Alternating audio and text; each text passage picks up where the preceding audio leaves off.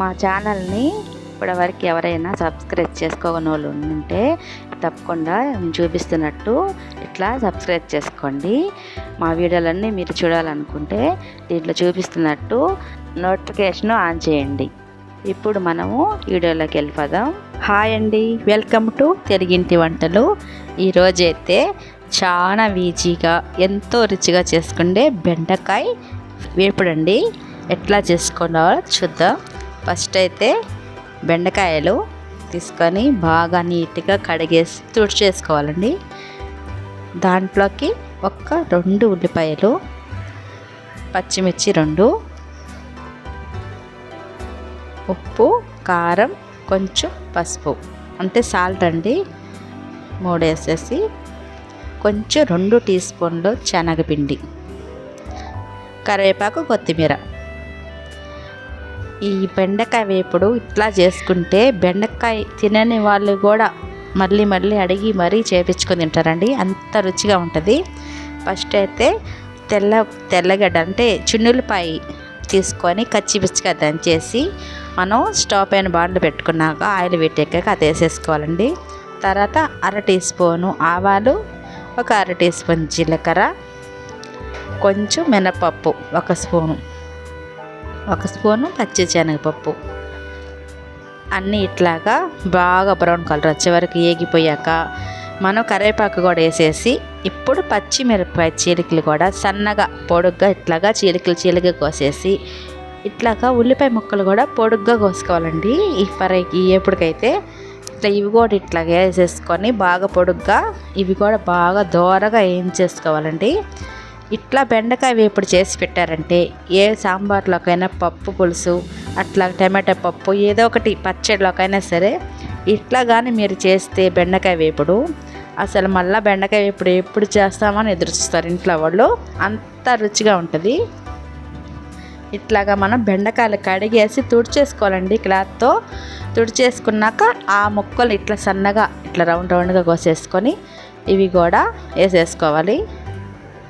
మనము ఉల్లిపాయ పచ్చిమిరపకాయలు కూడా ఏగినాక ఇది వేసుకోవాలి.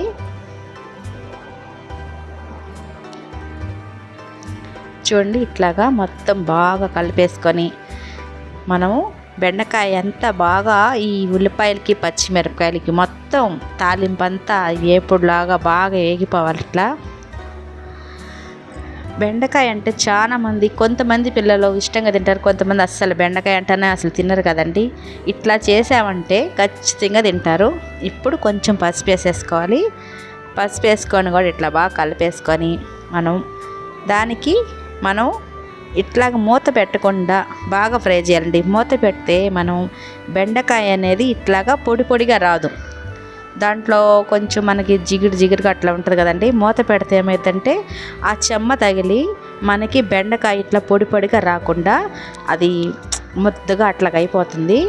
ఇట్లా కానీ మనం మూత పెట్టకుండా ఇట్లాగే మీడియంగా పెట్టుకొని సిమ్లో మంట ఇట్లా చేసుకున్నామంటే ఇట్లా పొడిగా బాగుంటుంది.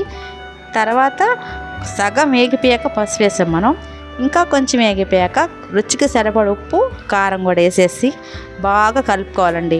చూసారు కదా ఎంత ఈజీగా ఎంత త్వరగా అయిపోయిందో మనకి బెండకాయ ఫ్రై అయితే. మనకైతే ఇప్పుడు బెండకాయ ఫ్రై అయిపోయినట్టే.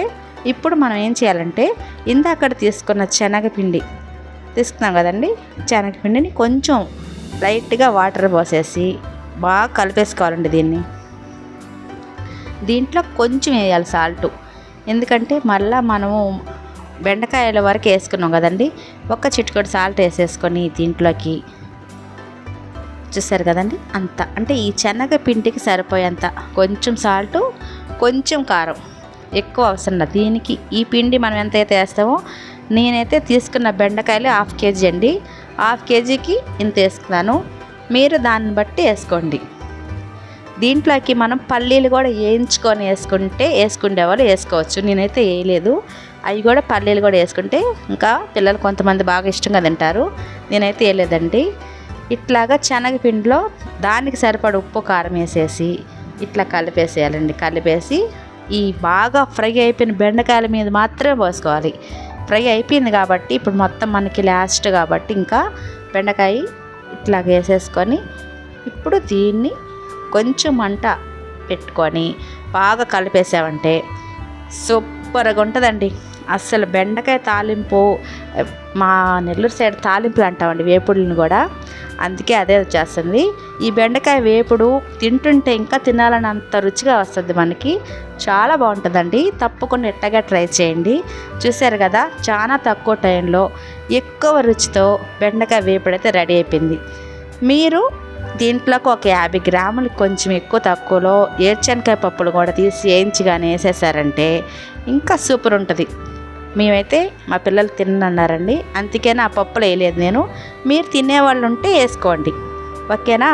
మా ఛానల్ని లైక్ చేయండి, షేర్ చేయండి, సబ్స్క్రైబ్ చేసి మీ సపోర్ట్ మాకు ఎప్పుడు చేస్తే ఇట్లాంటి చిన్న చిన్న ఈజీవైన వంటలు మీకు నేను చేసి పెడుతూ చూపిస్తూనే ఉంటానండి వీడియోలు. తప్పకుండా మీరు మాకు మీ సపోర్టు చేయాలి.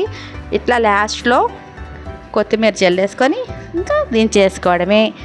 చూశారు కదా, తక్కువ టైంలో మనకి ఎంతో రిచ్ గల బెండకాయ వేపుడు ఎంత త్వరగా అయిపోయిందో.